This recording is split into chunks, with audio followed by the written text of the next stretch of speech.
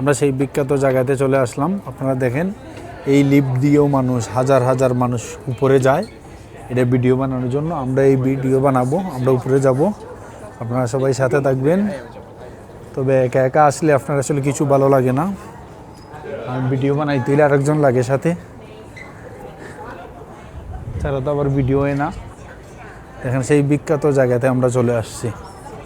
সবাই সাথে থাকবেন, দেখবেন আমরা উপরে উঠতেছি, সবাই সাথে থাকবেন, সবাই সাথে থাকবেন। আমরা সেই বিখ্যাত জায়গাতে উপরে উঠতেছি।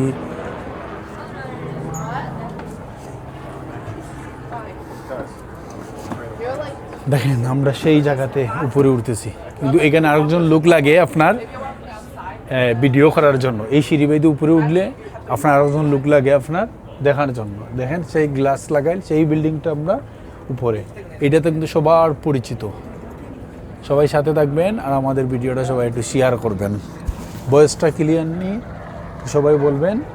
দেখেন একদম আপনার টপ ফ্লোরে চলে আসছি, 70 তলার উপরে চলে আসছি।